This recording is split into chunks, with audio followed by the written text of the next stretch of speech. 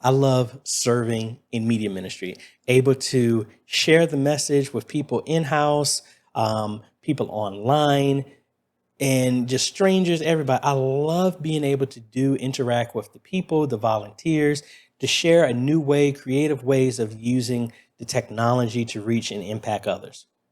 But there are times that there are things that people do that enrage or trigger.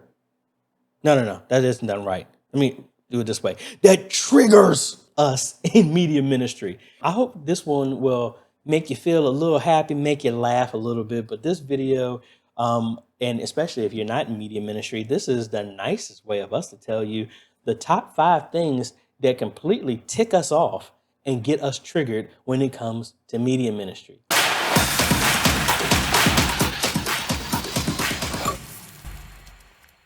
I'm gonna start out with the my pet peeve right now. The number one thing that infuriates me and gets me wanting to chuck my phone or my computer out of a 20-story building is when people hit the reply all button with some stupid, simple responses. Folks, stop hitting reply all. Stop it. Get some help. No one wants to hear you say thank you or amen and seeing that 50,000 times on a complete email train. Just stop doing it. You know how you stop doing that? Don't put everybody's email address in the to box. Put it in BCC so that if somebody decides to hit reply all, it ain't going to nobody except for the original sender of the email. Man, I normally would get stuff like this, and I'd go to the person Sunday when I saw them, and I tell them, please stop hitting the reply all. I don't care that you say thank you. Like, I don't need to see that. That's not a reply all. That's rude.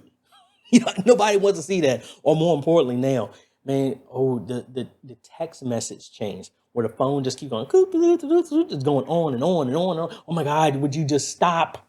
You don't need to do that, folks. Like, we got the tech, but some people just abuse it.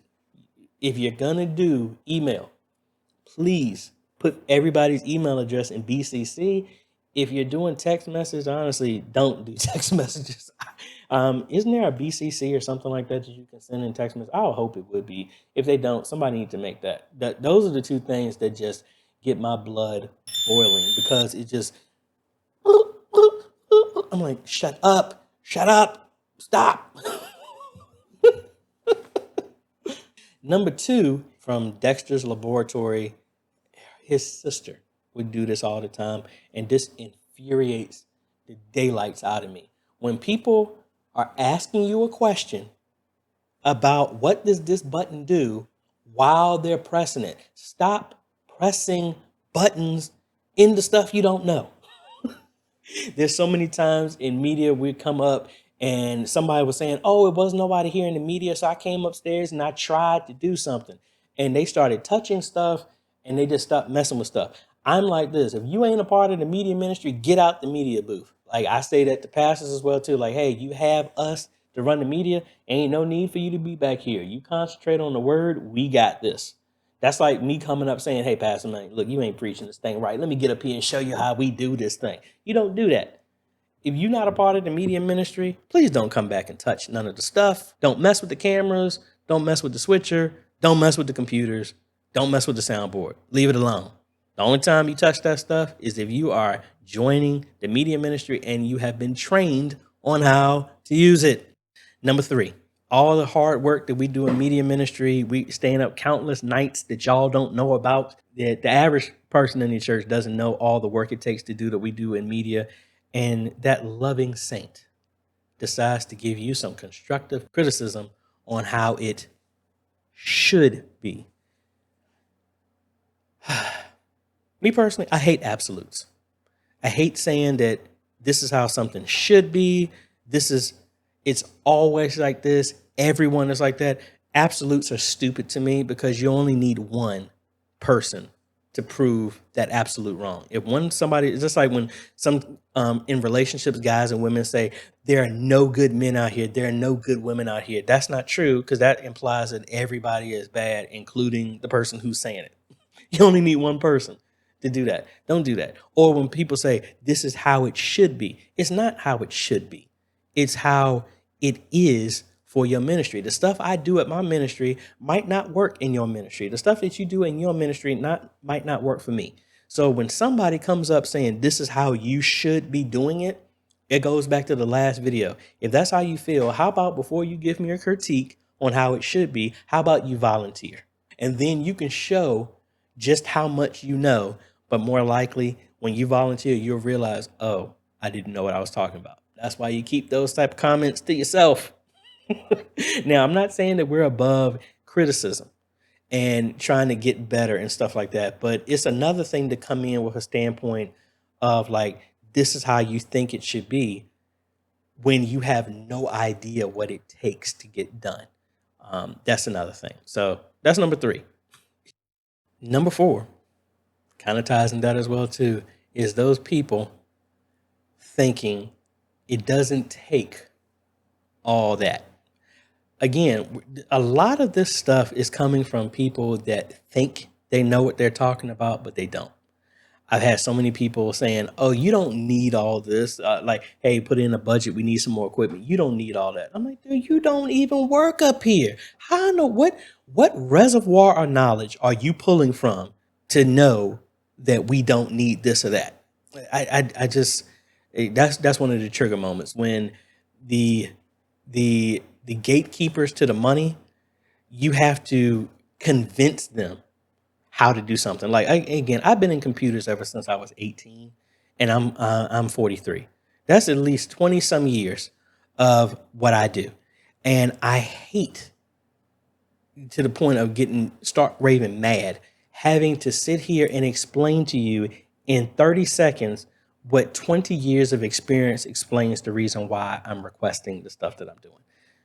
Folks, like, it's hard enough what we do to not have people just being stumbling blocks and roadblocks just for the sake of it. Like, hey, if you have questions, I am more than willing to answer your questions. But it's a difference when you're asking a question for knowledge and you're asking a question to insinuate that people don't know what they're talking about. Y'all know what I'm talking about when people ask those type of questions. Again, if you don't know, if you're not running it, you don't know what you think you know. And number 5, and I mean, all of these tie together in some way, shape, or form, but is those people in situations that are wondering, why are you still having problems with running the stuff? Those people who think, oh, you've been live streaming for 2 years. You've been live streaming for 5 years. Why do you still have problems? Again, this goes back to, if you're in the booth, you would know that with all the stuff that we do, I say this to all the people on our media ministry. It's not learning to avoid the problems. It's about being prepared when they happen. I've been doing this for years, and we still have issues that are out of our control. It is so many moving parts that one little thing, your internet is going down. Car hit a power pole that knocked out power. Somebody fat fingered something at your ISP and it knocks your stuff out. There's so many things that are out of our control that we can't do. So to imply, when those people look back saying, how come you haven't figured this stuff out yet, makes me want to just kick them through the goalposts of life. That's what I want to do sometimes, because I'm like, y'all don't know how stressful this stuff is, and comments like this don't help. You know, we said it many a time in this video. You want to help? Hey, instead of just your words, hey, your body actually can help. Volunteering helps. The more people that are involved and know what we do, that helps. You know, so this was a short video, but I just had this because, I mean, I deal with this all the time, and people laugh at me. They say, AJ, you're triggered. Y'all don't realize the Marine in me has been very, very much suppressed, because yeah. There's another AJ who was in the past who didn't respond as nicely when stuff like that happened. But hopefully y'all got a good laugh out of that, or at least some of y'all are saying like, oh, yes, that's me.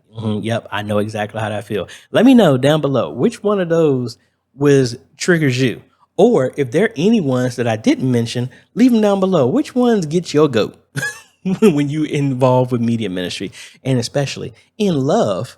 Why don't you share this with some of those people that are saying all that stuff? Maybe it'll give them some hope to be like, hey, you know what? Maybe I need to keep my mouth shut when I talk about this stuff. Or more importantly, maybe I can volunteer. Anyway, hope y'all got a good laugh out of that. That's about it. This is just some different content. Hopefully it gets a laugh out of you, and make you at least know that somebody that things that frustrate you, guess what? The other people are going through the exact same thing. So if you like this type of content, appreciate a like, consider subscribing, hit that bell. That way you get notified when we come out with other videos to help modernize your media ministry. Thanks for watching, folks. This is AJ. We'll catch you on the next video. Later.